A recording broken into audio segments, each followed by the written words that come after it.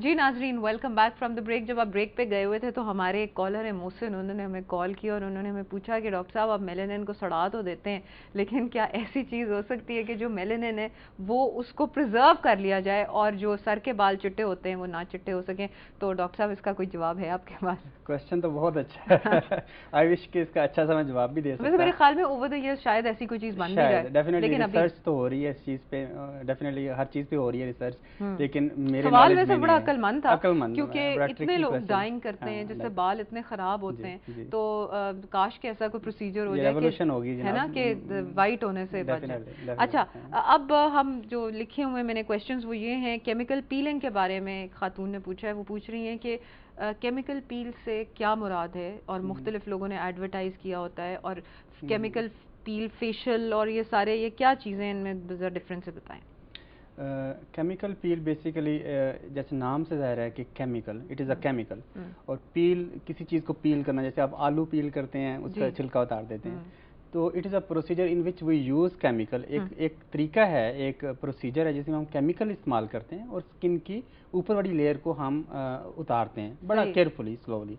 और chemical peel जो है बेसिकली यूज़ होता है मिलाजमा में, जो छाइयाँ वगैरह लोगों की होती हैं, फ्रैकल्स होते हैं, उसमें यूज़ होता है। इसके अलावा बाज़ लोगों में पोस्ट इन्फ्लेमेटरी हाइपर पिगमेंटेशन होती है, उसमें यूज़ होता है। बाज़ लोगों की फाइन रिंकल्स होती हैं, उसमें यूज़ होता है। इसके अलावा एक्नी स्कारिंग अगर माइल्ड लेवल की हो तो उसमें भी केमिकल पील हेल्प करता है। वंस अगेन इसका मैकेनिज्म वही है डॉक्टर साहब कि स्किन को हम ट्रामा देते हैं, वहाँ पे इन्फ्लेमेशन इंड्यूस करते हैं, और उसके बाद वहाँ से स्किन की जो सुपरफिशियल लेयर है वो उतरती है, नीचे से जो नई स्किन बनती है that is better in pigmentation, in scar and everything. तो वो स्किन जो है बहुत बेहतर हो जाती है। ठीक है, इसकी कोई कॉम्प्लिकेशंस तो नहीं है?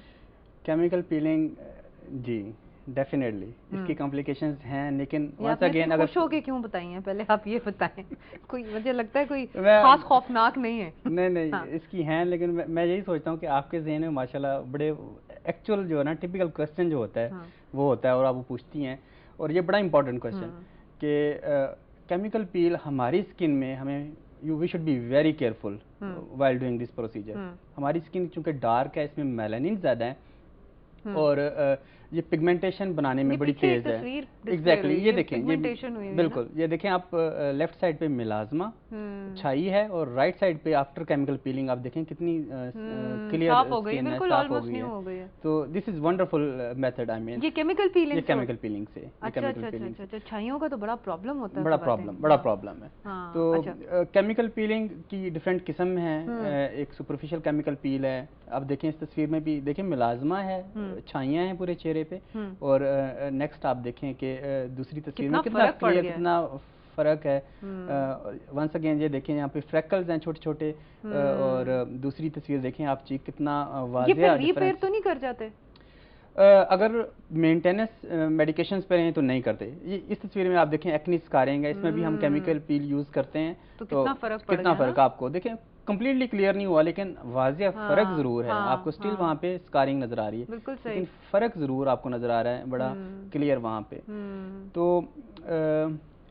केमिकल पील डिफरेंट किस्म की मैं आपको बता रहा था, superficial, mid depth and deep chemical peel. हमारी स्किन चूँकि साइड इफेक्ट्स के बहुत चांसेस होते हैं, तो इसलिए हम बड़ा केयरफुल होकर सुपरफिशियल करते हैं, या बाज़ केसेस में मिड डेप्थ भी चले जाते हैं, और इसके रिज़ल्ट वाकई बहुत अच्छे हैं। लेकिन वही वंस अगेन जो आपने पहले भी बात की, अगर कोई प्रोफेशनल है वो स्किन को समझता है, स्किन कैसे रिएक्ट करेगी, और खुदा ना खास्ता अगर साइड इफेक्ट आए तो उसे मैनेज कैसे करना, अगर कोई पर्सन ये समझता है तो उसके पास ज़रूर जाके ये प्रोसीजर करवाएं। सही। Coming back to the laser, laser के क्या साइड इफेक्ट्स हैं? लेज़र के साइड इफेक्ट, एक तो वो लोकल जब ड्यूरिंग ट्रीटमेंट करते हैं वहाँ पे हीट एनर्जी है, तो उसकी वजह से वहाँ पे रेडनेस आ जाती है, इन्फ्लेमेशन हो सकती है, बर्निंग हो सकती है। ये उसी वक्त फौरन टेम्परेरी है, वो आप आइस पैक वगैरह आप लगाएं। परमानेंट, जैसे सोनिया कह रही थी कि मेरी स्किन जो बर्न हो गई, तो क्या वो बर्न स्कार्स जाते हैं? पोस्ट इन्फ्लेमेटरी हाइपर पिगमेंटेशन हो जाती है, जो कि बहुत कॉमन है। अगर उसकी कोई ट्रीटमेंट? उसकी ट्रीटमेंट है, डेफिनेटली है। उसकी यही है कि हम उन्हें एक तो केमिकल पील भी कर सकते हैं उसके लिए, दूसरा ये है कि हमारे पास कुछ क्रीम्स है जिसे हम ब्लीचिंग एजेंट्स कहते हैं, वो हम यूज़ करवाते हैं। और ये जो आपने हाइपर पिगमेंटेशन बताई, ये डॉक्टर की गलती से हुआ है कि मरीज़ की स्किन टाइप की वजह से हुआ है? मेरा ख्याल है कि अगर तो पर्सन क्वालिफाइड हो और उसे पता हो कि ये स्किन कैसी है और मैंने किस एनर्जी से इसे ट्रीट करना है, तो ये चीज़ नहीं आती।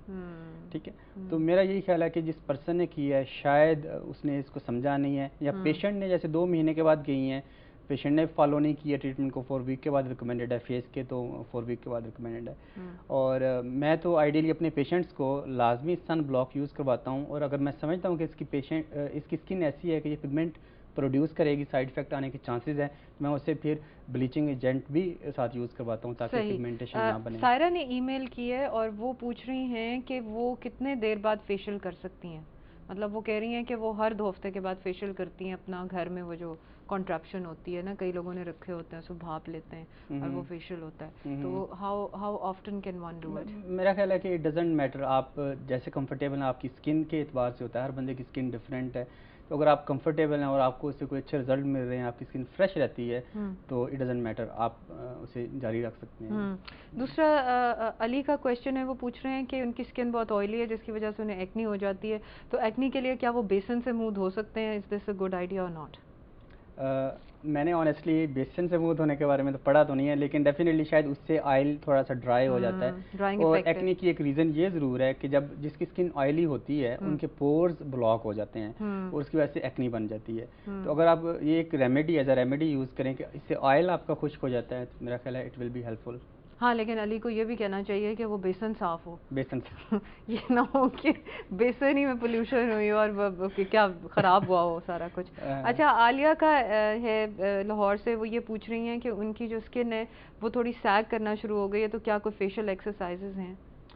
सैगिंग एजिंग के साथ, वक्त के साथ साथ हमारी जो स्किन की प्रोटीन्स हैं वो डिस्ट्रॉय होना शुरू हो जाती हैं, इलास्टिन और कोलेजन प्रोटीन्स जो हैं, तो वक्त के साथ साथ, और इसे हम फोटो एजिंग भी कहते हैं। आप अगर ऑब्जर्व करें, ऐसे लोग जो धूप में ज़्यादा रहते हैं उनकी स्किन पर रिंकल्स बड़ी जल्दी बन जाती हैं और उनकी स्किन बड़ी जल्दी सैगिंग करती है।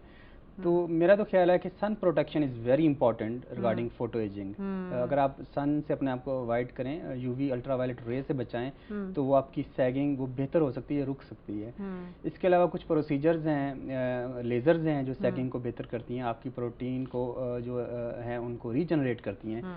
तो इन्हें किसी भी अच्छे स्किन स्पेशलिस्ट से लाजमी मिलना चाहिए, वो उनकी स्किन देख के उस हवाले से इन्हें एडवाइस कर सकता है कि ये कौन सा प्रोसीजर अडॉप्ट करें। सही, ठीक है, thank you very much for coming over doctor साहब। नाजरीन, डॉक्टर साहब ने आपको अच्छी अच्छी बातें बताई हैं, कोई क्वेश्चंस हो, क्वेरीज हो तो हमें ईमेल कीजिए। और दूसरा ये है कि facial massage if done the right way can do wonders for people. अपना फेशियल मसाज ज़रूर किसी प्रोफेशनल से कभी कभी करवा लिया करें और कुछ खुद भी सीख लें।